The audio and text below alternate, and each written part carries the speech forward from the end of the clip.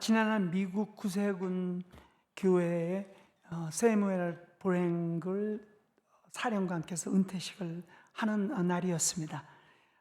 구세군 셀베이션 아미, 말 그대로 그 교회의 조직은 군대 조직과 비슷합니다.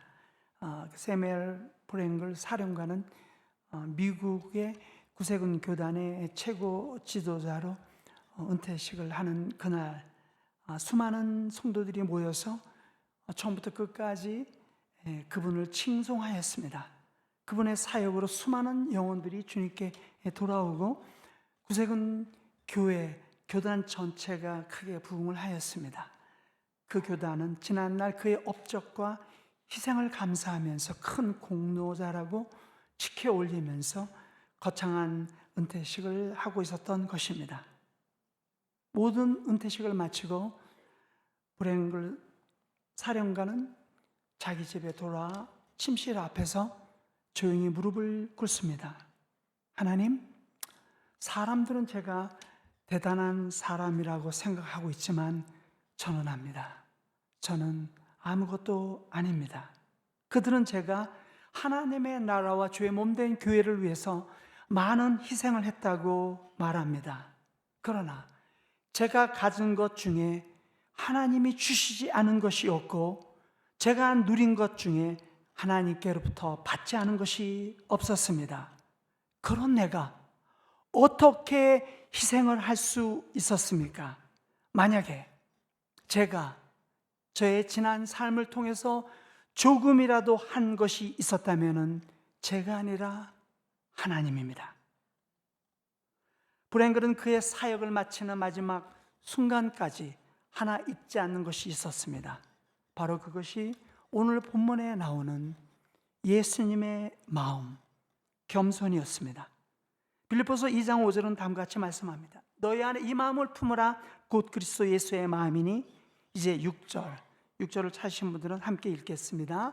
그는 근본 하나님의 본체시나 하나님과 동등됨을 취할 것으로 여기지 아니하시고, 여기서 그는 물론 예수님이죠. 예수 그리스도는 근본 하나님의 본체이시라고 저자 바울은 소개하고 있습니다. 첫 번째, 예수님은 완전하신 하나님 자신입니다.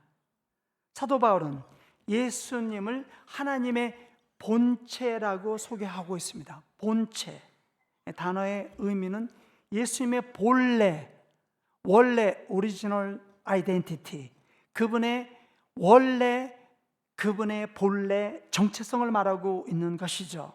Jesus is not like God. He's not close to God. He's not even like God. Jesus is God. 바로 그것을 말씀하고 있는 것이죠. 그러므로 본체가 같으신 하나님과 예수님의 이름이 같습니다. 두 분 다 창조주시죠. 왕이시고 주님이십니다. 두 분 다 목자이시고 비시고 구원자이시고 심판장이 되십니다. 그분의 이름이 같듯이 그분의 사역이 같습니다. 예수님도 하나님 두 분이 만물을 창조하셨고 기적을 베푸셨으며 치료하셨고 죽은 자를 살리셨습니다.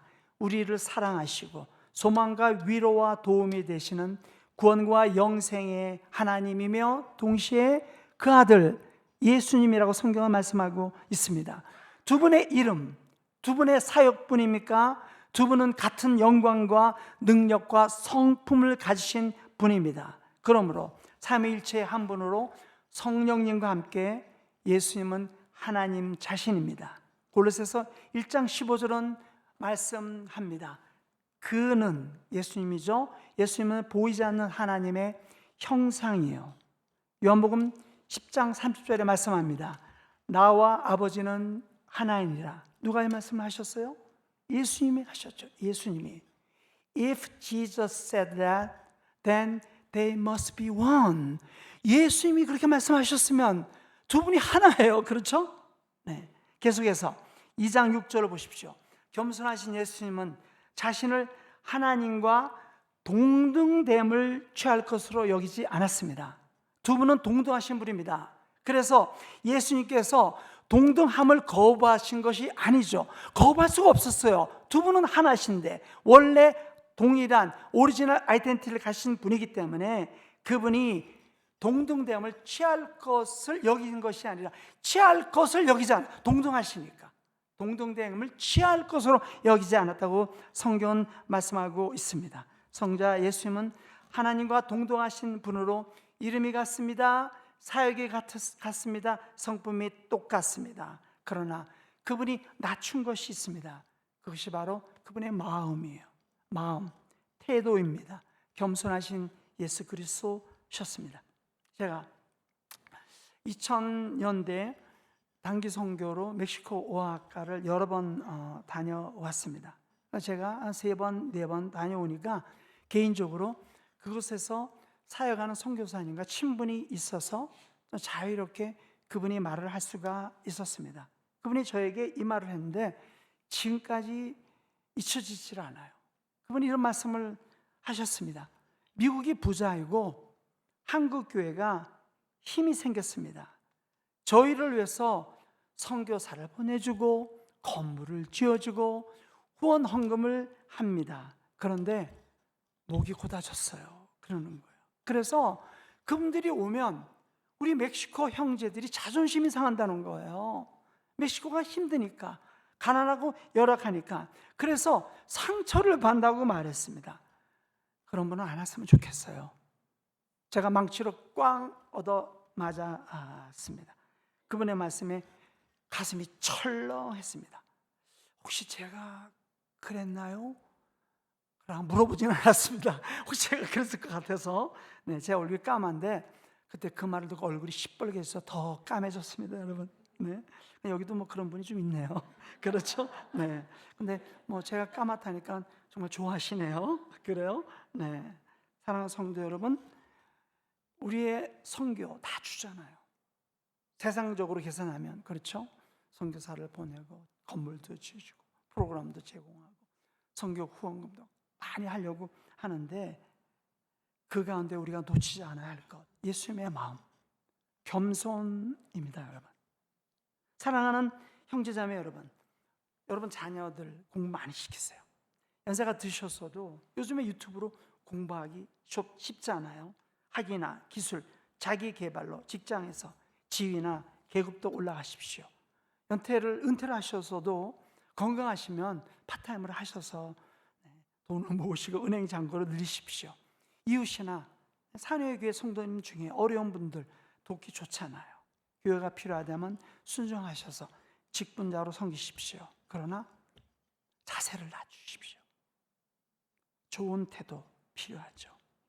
사역보다 중요한 것은 겸손입니다. 우리가 그거 놓치면 교회 안에서 상처받는, 아픔이 일어나는, 집에서도 마찬가지죠.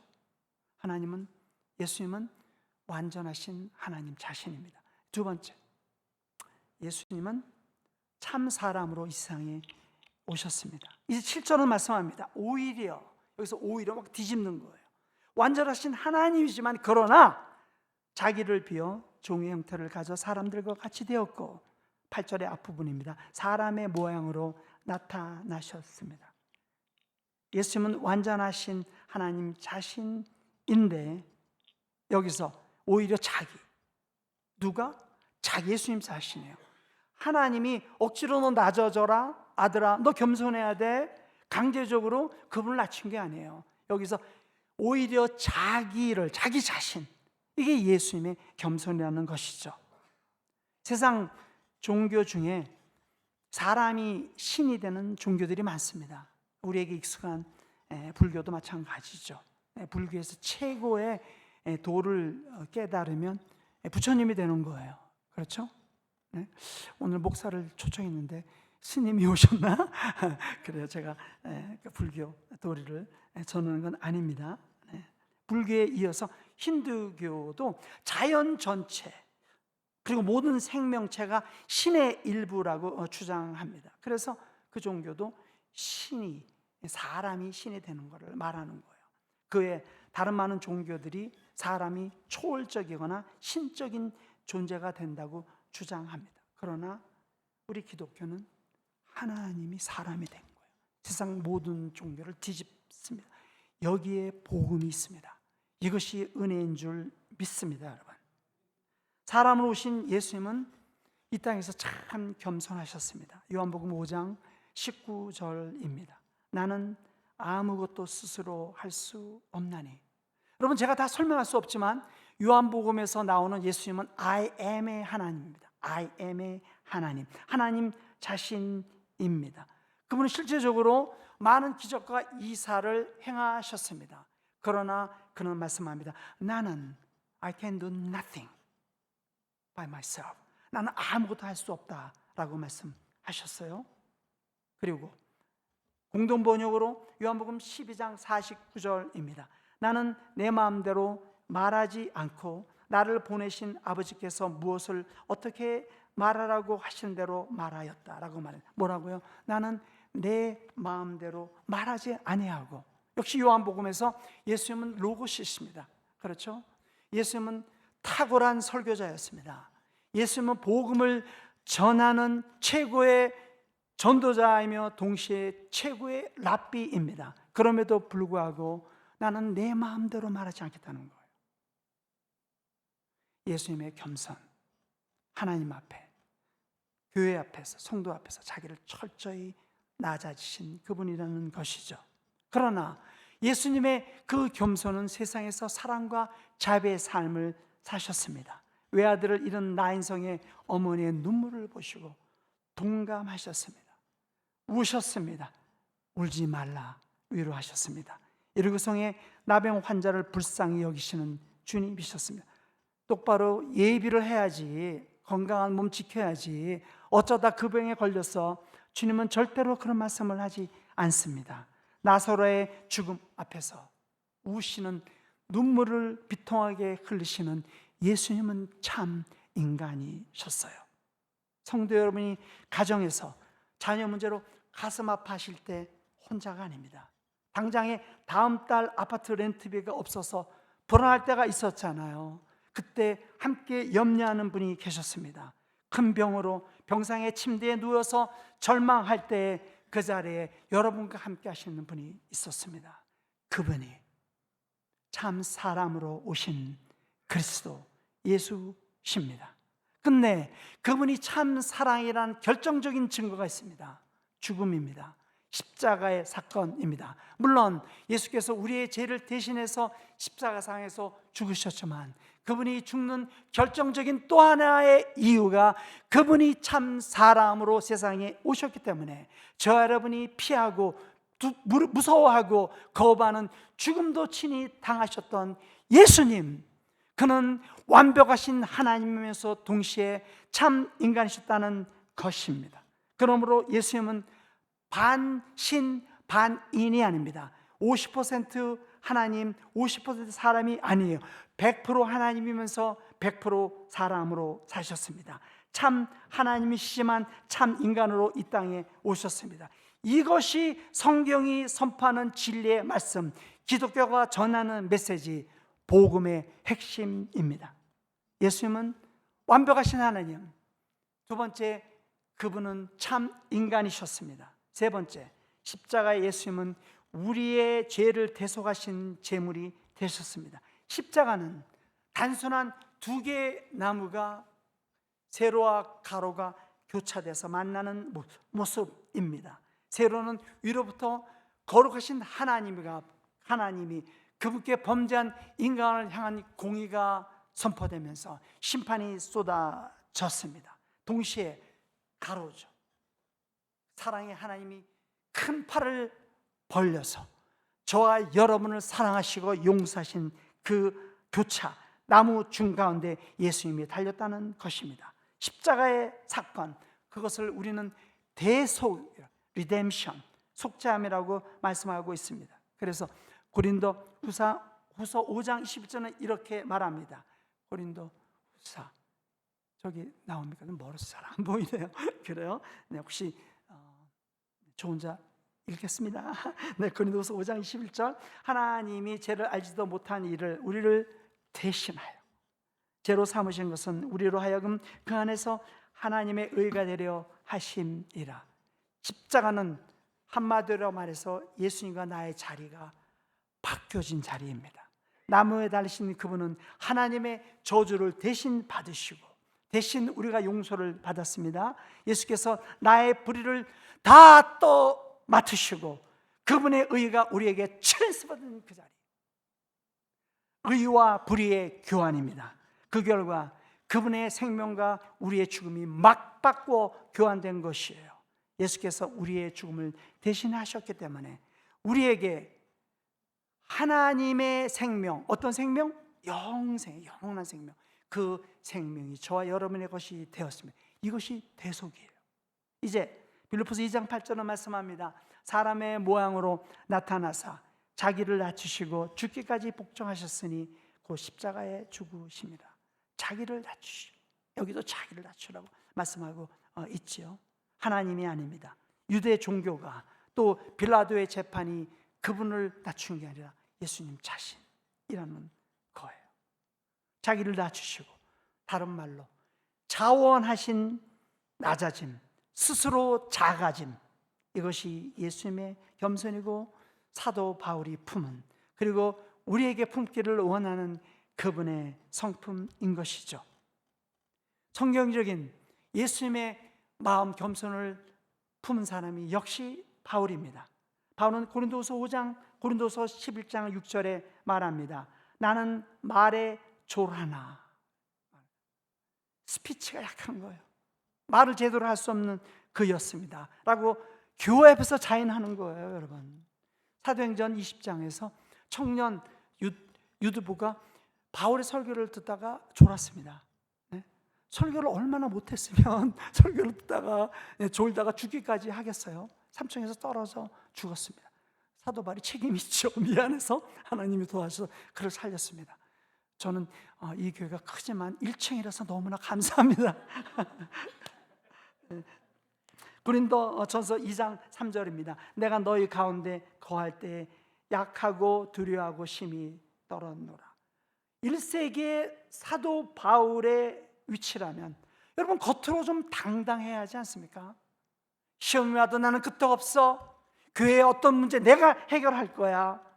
일부러 용기 있는 척이라도 해야 하지 않나요? 그러나 그는 자기의 어리석음과 연약함과 약함을 다 끄집어냅니다. 특별히 고린도서 12장입니다. 우리가 잘 아는 대로 그에게 육체의 가시가 있었습니다. 또는 사탄의 사자라고 부르는데 그 문제로 사도 바울이 기도를 합니다. 근데 하나님이 응답을 안 하셨어요. 그러나 내 은혜가 족하다 이 말을 하나 듣고 사도 바울이 쾅 무너져. 그래요, 맞아요, 오직 은혜인 뿐입니다. 그러면서 사도 바울이 이어서 자랑하는 게 있습니다. 무슨 자랑했을까요? 고린도서 12장 9절입니다. 나의 여러 약한 것들에 대하여 자랑하리니. 아니, 자랑할 게 없어서 자기 약한 거 자랑합니까? 사도 바울 정도라면은 약함을 감춰야죠. 오히려 당당한 척, 교회 앞에서 말이에요, 성도들 앞에서.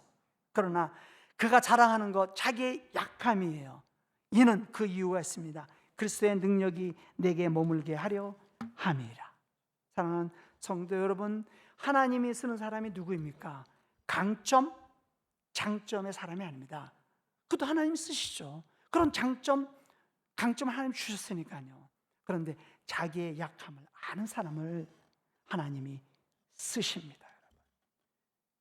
자신의 무지와 어리석음, 하나님의 나라와 교회를 섬기면서 하나님, 제가 이것도 못하고 저것도 힘드네요. 하나님, 저를 불쌍히 여겨주세요. 그런 사람을 하나님이 돕십니다. 그런 사람을 하나님의 나라와 복음에서 사용하는 줄 믿습니다. 자기 약함을 아는 사람이 무지와 어리석음을 깨닫고 그때부터 기도를 하는 거예요.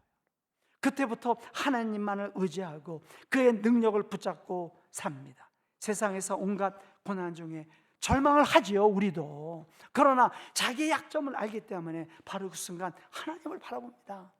하나님을 소망으로 삼을 수 있습니다. 하나님은 사람의 생각이나 판단이 아닌 성령님의 지혜와 인도하심을 따라가는 사람, 자기의 약함을 알고 자랑하는 사람입니다. 사내 교회의 강함이 아니라 약함을 사용하시는 하나님이에요. 그분 앞에 더 낮아지고 엎드릴 때 산회의 교회를 통해서 십자가의 복음이 증거되며 하나님 나라가 확장됩니다. 예수님은 참 하나님이십니다. 두 번째 참 인간이셨고, 그러나 자기를 비워 대속의 제물로 십자가에 못 박여 돌아가셨습니다. 그리고 마지막 네 번째, 부활하신 예수 그리스도가 우리의 주님이십니다. 어린이 동화에 나오는 농부 할아버지의 이야기입니다. 그 할아버지 농부가 항아리 두 개를 물지개로 하여 매일 물을 날랐습니다. 오른쪽 항아리는 온전했어요. 왼쪽 항아리는 금이 가서 물이 새었습니다. 그래서 그 농부 할아버지가 그 물지개를 쥐고 집에 올 때면 오른쪽 항아리에 담긴 물은 다 그대로 있는데 왼쪽 항아리의 물은 항상 절반이 새었습니다. 금이가 깨어졌기 때문이죠. 그래서 왼쪽 항아리가 죄송해서 주인님 연세도 많으신데 제가 금이 가서 이렇게 물을 매일 쏟네요. 이제 새 항아리 사세요. 저를 버리세요. 그때 농부는 말합니다. 나도 다 알아. 그러나 금이 간 너를 통해서 어떤 일이 일어난지 아니. 뒤를 돌아보아라. 내가 흘린 물을 통해서 이런 모를 들풀들이 자라고 아름다운 꽃이 피어 풍성한 열매를 맺지 않았니? 나는 금이 간 너를 계속 사용할 거야 라고 말했다고 합니다.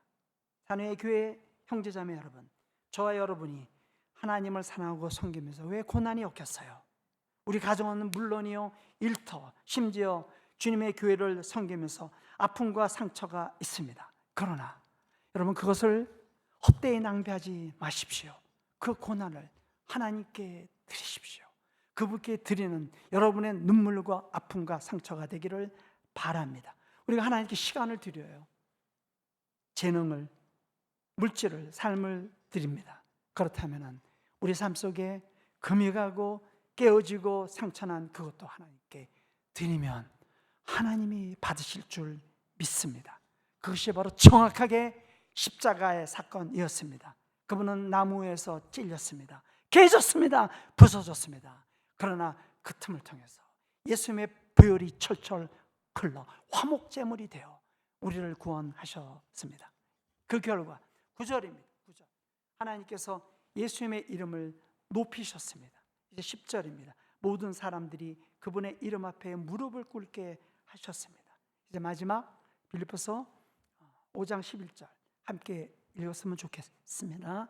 모든 입으로 예수 그리스도를 주라 신하여 하나님 아버지께 영광을 돌리게 하셨느니라. 아멘. 하나님께서 높이 올려주셨어요. 왜요? 예수님이 자신을 비우니까 자기가 낮아지니까 우리가 올라가 보죠. 스스로 하나님 낮추는 거예요. 그러나 겸손하신 예수님, 그분은 지금도 계속 겸손하십니다. 로마서 8장 34절입니다. 죽으실 뿐 아니라 다시 살아나시는 이는 그리스도 예수시니 그는 하나님 우편에 계신 자요 라고 말씀하고 있습니다. 예수님은 하나님 아버지, 내가 세상에서 얼마나 많은 자존심을 상한 줄 알아요? 상처가 너무 큽니다. 십자가에서 죽기까지 했는데 부활하신 후에 하나님 좀 비키세요. 그 보좌는 제가 앉겠습니다. 예수님은 그러지 않으셨어요. 하나님 앉아 계시고 저는 오른쪽도 좋습니다. 지금도 거기 앉아 계세요. 예수님은 인류 역사상 가장 겸손한 분이 누굽니까? 딩동댕. 맞아, 예수님이셨어요. 네? 그러므로 예수 믿는 우리는 내 이름으로 살지 않아요. 나의 지식, 명성으로 나의 정체성을 대신할 수 없습니다. 우리는 그것을 물리쳐야 되는 거예요. 내려놓아야 하는 거예요. 그리고 나의 인생의 무대에 예수님을 중앙에 올려놓으십시오.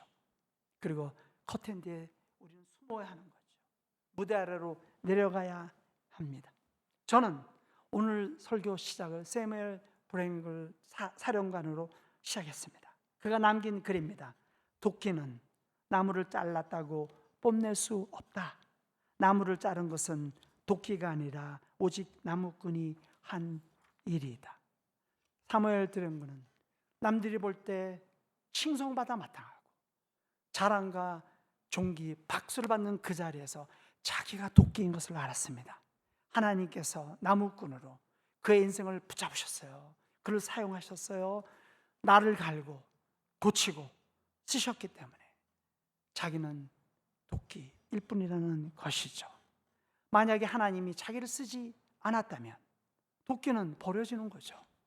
녹이 슬고 창고에서 고철이 될 것입니다. 그가 예수님의 마음, 우리 모두가 닮을 예수님의 품성, 성품입니다. 그래서 성 어거스틴은 이렇게 말했습니다. 우리 그리스도인의 덕목으로 첫째가 겸손이며 둘째는 겸손이지만 그러나 셋째도 겸손이다. 이게 제가 각색한 거예요. 이제 보니까 다 겸손이네요. 그렇죠? 네. 산회의 교회 성도 여러분, 겸손 외에 다른 것은 없나니 하나도 없도다. 그래요. 네. 먼저 은혜 받는 비결이 겸손이랍니다. 베드로전서 5장 5절입니다. 하나님은 교만한 자를 대적하시고 겸손한 자들에게 은혜를 주시니라. 하나님의 은혜는 위에서 내려옵니다. 그래서 그 은혜를 받으려면 우리가 내려가야 돼요. 자꾸 아래로 땅에 바짝 붙일 때, 코를 땅에 박을 때 하나님이 우리에게 크신 은혜, 그 모든 게 은혜라는 것을 그때 깨닫게 됩니다. 기도 응답도 역시 겸손입니다. 역대하 7장 14절입니다. 내 힘으로 일컫는 내 백성이 그들의 악한 길에서 떠나 스스로 겸비하고 기도하여 내 얼굴을 찾으면 내가 하늘에서 듣고 그들의 죄를 사하시고 그 땅을 고칠지라. 하나님의 인도함을 여러분 정말 받고 싶죠? 아멘도 안 하시네요. 감사합니다. 아멘 하셔서 그 은혜를, 그 인도함을 받는 그 비결이 시편 25편 9절입니다. 겸손한 자들을 옳은 길로 인도하시며 가족은 물론이요 성도지간에 우리 사내에게 성도님 서로 사랑하고 좋은 관계 유지해야 하지 않습니까? 역시 겸손입니다. 고린도전서 13장 4절입니다. 사랑은 자랑하지 아니하며 교만하지 아니하며. 여러분 친교 시간에 좀 하실 말씀 있죠? 지난 주일날 이런 일이 생겼어요. 우리 아들이 우리 집에 로또를 맞았어요. 친구 시간은 그럼 하는 거 아니에요. 그렇죠? 네. 주님의 몸 된 교회를 섬기면서 사역하는 자세가 겸손입니다. 로마서 12장 10, 제가 업데이트된 것을 성경을 오늘 아침에 드렸어요. 그래서 금방 이렇게 다 못 올리셔서 죄송합니다. 나오지 않았는데 로마서 12장 6절입니다. 우리 함께 주님을 사랑하고 섬기는 교회 안에 우리 모두의 자세입니다. 높은 데에 마음을 두지 말고 도리어 낮은 데 처하며 스스로 지인체하지 말라. 그다음 우리가 어떻게 겸손해집니까? 어떻게 그분의 마음을 품습니까? 예수께서 말씀합니다. 수고하고 무거운 짐진 자라 다 내게로 오라. Come to me. 나는 마음이 온유하고 겸손하니. 우리가 예수님의 겸손, 그 마음을 품는 것, 배우는 것, 그 겸손의 은혜를 나누는 것, Come to me, 내게로 오라 말씀하고 있습니다. 예수는 우리에게 신학교에 가라, 집사가 되어라, 제자 훈련에 등록하라고 말씀하지 않습니다. Come to me, 나에게 오라. 예수님에 가지 않으면 겸손을 배울 수가 없는 거예요. 예수님 없으면 우리는 저절로 교만해지는 존재이기 때문입니다. 그분 없이 한순간도 겸손할 수 없는 우리. 그래서 오늘 주님이 우리를 다시 초청하십니다. 내게로 오라. 내 안에 쉬어라. 내게 와 겸손을 배워라. 나를 따라오라. 겸손한 삶으로 구원을 받을 수 없습니다. 오직 믿음으로 구원을 받습니다. 그러나 주님을 향한 참된 믿음의 삶은 겸손으로 증명됩니다. 기도하겠습니다.